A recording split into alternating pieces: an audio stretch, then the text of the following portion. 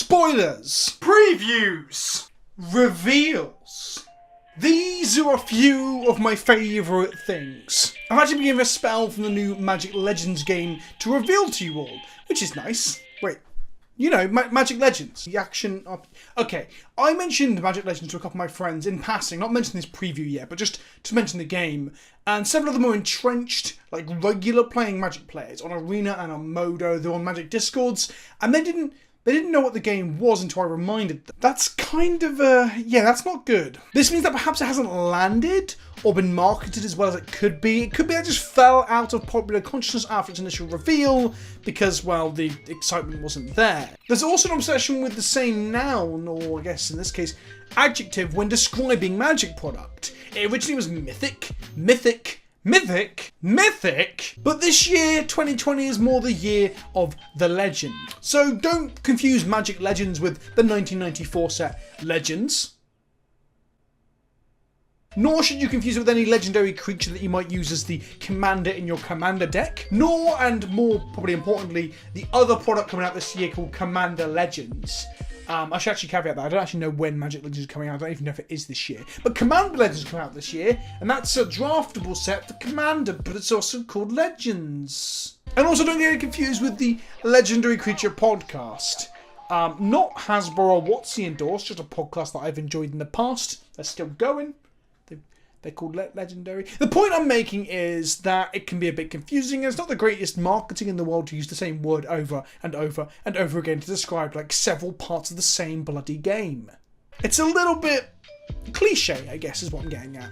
And although this is a spell reveal, I'm just going to be very upfront and honest about my first impressions around Magic Legends, which is probably not going to make the developer very happy when they've sent me a preview, but I can't not be transparent and honest with my audience. And on the topic of cliche, if you do know any one thing about Magic Legends, it's that it was the hotly anticipated Magic the Gathering MMO. And I say was, because then we got the gameplay reveal and everyone realised that this is not an MMO. Not in the open social experience that we all know and love, it's more of an MMO in the marketing jargon sense. I feel kind of bad saying this as they reached out to me to give me the preview, but I have to be transparent and honest. The fact that we're still calling this an MMO on the website, even though it appears to have literally none of the hallmarks of an actual MMO, is kind of insulting, and it's something that needs to be remedied and clarified. I think the initial poor reaction to the game, which is honestly very poor. The comment sections of any of the trailers on YouTube are an absolute cesspit, not unlike most comment sections, but they are an absolute cesspit because people are disappointed.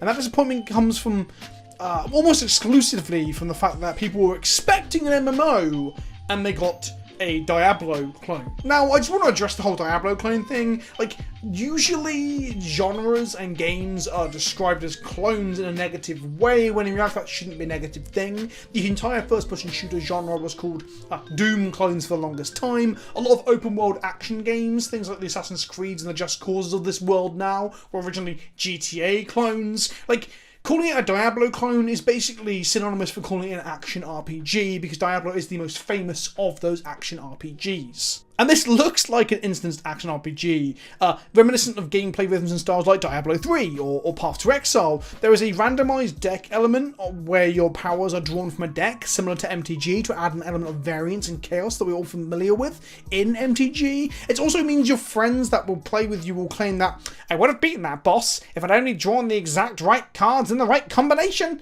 And you have to resist with every fibre of your being from simply saying, but Graham, that's the game, mate. That's how the game works. So onwards to today's spell reveal. Some of you are watching this going, I already know what the game is, I just want to know what the spells are. My spell today is Elven Assailant. It costs 2 and a green, although I don't exactly know how the mana system works. None of us really do. The spell description is that it deals damage to enemies in a large area over a short duration and applies a snare to enemies who remain in the area. You basically summon a collection of elvish archers in the air, which look iconographically accurate to magic, who float upwards, bombarding the ground below them with a hail of arrows. Honestly, I'm a little put back by the animation.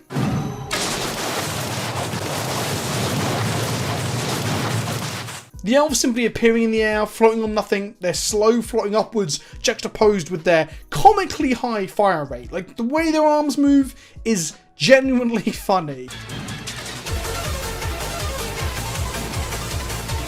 It's kind of off-putting. I've watched the clip a dozen times now and I've kind of gotten used to it, and if you're playing and using this spell regularly, you would get used to it, but nothing will really shake the weirdness of this animation.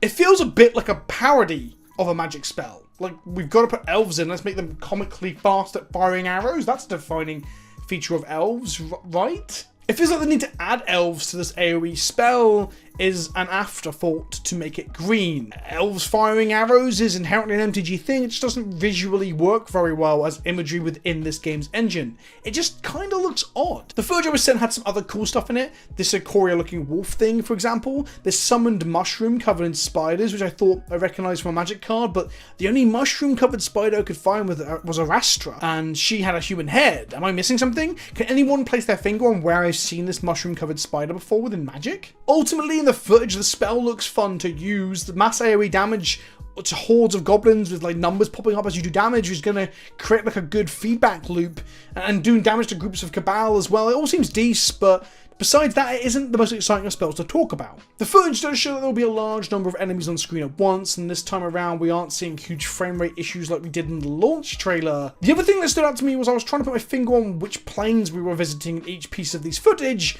and well, it all looks so generic that I'm not getting an overall Magic feel from it yet. These goblin hovels look like goblin hovels, right? So no criticism to the designers and the artists involved in putting them together, but are they on Lauren? Are they on Zendikar? I just don't know from these glimpses. I hope the full game itself does better in making me feel like I'm exploring the planes of Magic. The whole reason I'm still excited to play is that it's fundamentally an action RPG based within Magic's lore, with Magic's entwined story and iconography. That should be enough to get me interested and to find it at least mildly exciting to play. However, the problem we might find is that beyond the randomized abilities through deck building, we might find ourselves playing a generic action RPG with a thin veneer of Magic the Gathering stretched over the top. And honestly, nothing that I've seen so far, nothing that's been revealed, really entices me to want to play it beyond the Magic, and that motif just doesn't seem very strong at the moment anyway. Part of me wonders that if this wasn't connected to the Magic intellectual property, whether or not they would have had to work a little bit harder, or at least tell us some of the more unique selling points of the game to get people interested beyond the Magic nerds like myself. And they have got Magic nerds like myself interested, but the more I look at it, the less and less I think, actually, this feels like a Magic thing. Because it doesn't.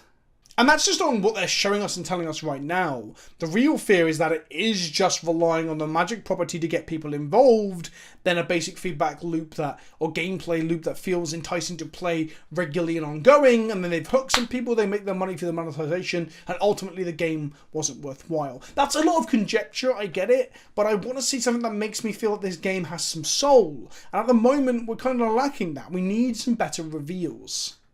Of course, there is the gameplay to come. It could be that the core loop of the game ends up being incredible. I remember I never wanted to touch League of Legends back in the day because visually and aesthetically the game was hideous at the time, especially to me and my sensibilities. When a friend convinced me to give the gameplay a go, I was hooked. Just going to show that the way the game is visually, or its skin and its veneer, isn't necessarily important if the game plays really well. But I have some concerns here too. If loosely slapping Dominaria this and Zendikar that onto map names or enemies is enough of our Magic theming, imagine what the core gameplay loop and the monetization might look like if it borrows from Magic as well. I absolutely love Magic the Gathering and I love cracking packs, but there's a delicate ecosystem that underpins physical product and cracking of packs. It's part of the problems that a lot of people have with Arena, and it's a problem we can have here. If this is just going to be mythic booster and legendary packs that you've got to crack to try and find your Elvish assault, then yeah, that could be a problem. I hope this has been a helpful first honest look at Magic Legends, because I've had people ask me when it first got revealed how I felt about it. I didn't really talk about it, and I thought this would be a good time to do so.